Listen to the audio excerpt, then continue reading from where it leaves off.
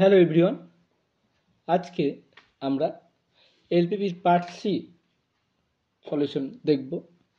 So এই চ্যাপ্টারে basic ভাগটা আমাদের জানার বিষয়। আহামরি এখানে অঙ্ক সেরকম থাকে না, কারণ এক্সাম টাইমে সেরকম অঙ্ক করা একদমই সম্ভব নয়। তো বেসিক জিনিসগুলো আমরা আরেকবার জানবো। আমরা শুধু রেজাল্টগুলো বলবো, আনসারগুলো বলবো, তোমরা বারবার দেখার মাধ্যমে নোট করে মনে রাখবে। এক্সামে যদি একদম কমন পাও, একদম শিওর থাকো তবেই করবে, নাহলে করতে যাওয়ার দরকার নেই। কারণ নেগেটিভ যদি থাকে, নেগেটিভ থাকলে নেগেটিভ খেয়ে যাবে, আর নেগেটিভ না থাকলে তখন ঠিক আছে। সো একটু দেখে রাখো, কিছু কোশ্চেন আছে আমাদের। টোটাল আমাদের এই চ্যাপ্টারে 28 কোশ্চেন আছে। সো 10টা করে আমরা 8টা করে কোশ্চেন করব। শুরু করা যাক। প্রথম question, which one of the following is true?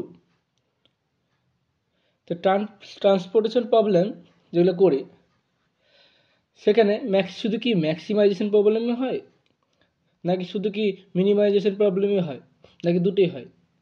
Transportation প্রবলেমে আমাদের প্রফিটটা সবসময় ম্যাক্সিমাম হতে হয়, প্রফিটটা হতে হবে ম্যাক্সিমাম। তো ম্যাক্সিমাম হয়, আর কস্ট মানে নিজের যেটা খরচ, কস্টটা সবসময় টার্গেট থাকবে মিনিমাম করা। তো দুটোই হয়।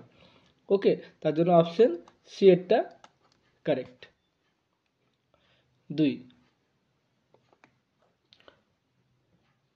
Objective function of transportation problem is to maximize to the total cost.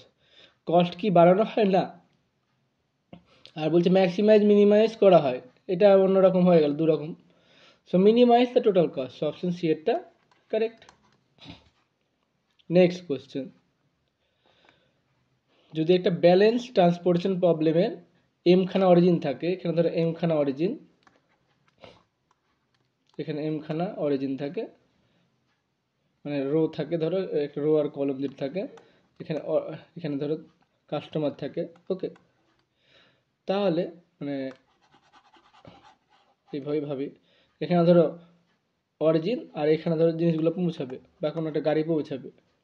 তো এখানে এমখানা গাড়ি আছে, এখানে এনখানা গাড়ি আছে। তো exact number of basic variable কত হবে? এটা হবে এম প্লাস এন মাইনাস 1।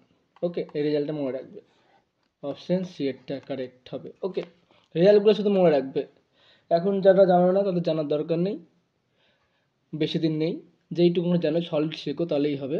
আর এগুলো যদি দু একটা দেখার মনে হয় দেখবে, সব কিছু করার দরকার নেই, যেহেতু নেগেটিভ আছে।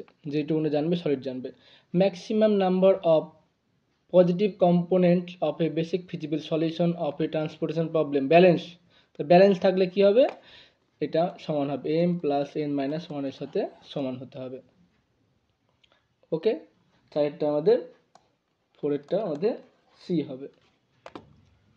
5, in a transportation problem the preferred method of obtaining either optimal or very close to optimal solution কোনটা হয়? এটা মনে রাখবে, এ ভগেল অ্যাপ্রক্সিমেশন মেথড। 5টা অপশন সি এরটা হবে। ওকে, এখন পর্যন্ত সবই অপশন সি এসেছে। Okay, next question, in a transportation problem with 3 origins, মানে এম এর মান হচ্ছে আমাদের 3, এম এর মান হচ্ছে 3। ওকে, আর ডেস্টিনেশন ধরো আমাদের 4টে ডেস্টিনেশন, এখানে 1, 2, 3, 4, 4 জায়গায় পৌঁছবে। তাহলে আমাদের এভাবে আমাদের বক্স 10 আমরা শিখেছিলাম, যাক না জানলে দেখে নাও, এরকম করা হয়।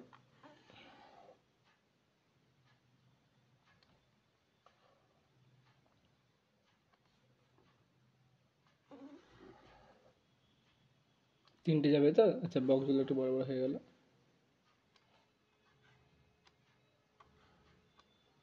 চারটে।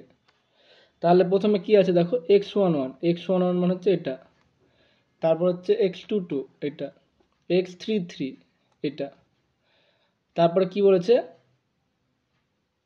x34 মানে এটা, তারপরে x24 এটা, আর x23 মানে হচ্ছে এটা। এখানে কিন্তু একটা লুপ গঠন করছে, তার জন্য এটা কিন্তু কি হবে, এটা বেসিক ভেরিয়েবল হবে না, নো হবে অপশন। মানে এই যে চারটে, এটা বেসিক ভেরিয়েবল হবে না। এখানে দেখো টোটাল বেসিক ভেরিয়েবল কত থাকতে পারে, এখানে 3 + 7 - 1 মানে 6, 6টা থাকবে, 6টাই আছে, কিন্তু বেসিক ভেরিয়েবল না। এখন যদি কাউন্ট যদি কম বেশি থাকতো তাহলে কিন্তু আমরা সরাসরি বলতাম নো, কিন্তু এখানে 6টা আছে, 6টা থাকা সত্ত্বেও কিন্তু আমাদের বেসিক ভেরিয়েবল হচ্ছে না, কারণ এখানে একটা লুপ গঠন করছে। এটার পরিবর্তে যদি এরকম জায়গায় থাকতো তাহলে হতো, লুপটা গঠন করতো না। ওকে, তার জন্য এখানে নো হবে, অপশন বি এরটা কারেক্ট হবে। Next question number 7, in transportation problem the improve solution of initial basic feasible solution is called, এটাকে অপটিমাল সলিউশন বলা হয়। ওকে, অপটিমাল সলিউশন বলা হবে, অপশন বি এরটা শুধু মনে রাখতে হবে তোমার রেজাল্টগুলো। তারপরে question number 8, the north West corner, মানে নর্থ ওয়েস্ট বলতে আমরা জানি এখান থেকে শুরু হয়, কেন এটা নর্থ এটা ওয়েস্ট, তো নর্থ ওয়েস্ট এই কর্নার থেকে আমাদের শুরু হয়, তাহলে এটা আপার লেফট থেকে শুরু হবে, এই কর্নার থেকে নর্থ ওয়েস্ট, অপশন এইটটা কারেক্ট হবে। Next question number 9, in a transportation problem is said to be balance কখন হবে, যখন কিনা সাপ্লাই আর ডিমান্ডটা একই হবে, মানে এখানে কাস্টমার যতগুলো ধরো কলগেট চাইছে, এখানে ততগুলো কোম্পানি কলগেট তৈরি করছে, তাহলে ব্যালেন্স থাকছে একটা জিনিসটার দিকে। ওকে, এখানে উৎপাদন হচ্ছে, এখানে কিনে নিচ্ছে এরা সেলারগুলো, তো হচ্ছে অপশন ডি এরটা correct. Question number 10, the assignment problem is said to be unbalanced, এটা হচ্ছে আমাদের আনব্যালেন্স, তাহলে ব্যালেন্স যদি না হয় তাহলে আনব্যালেন্স হবে, তাহলে কখন হবে,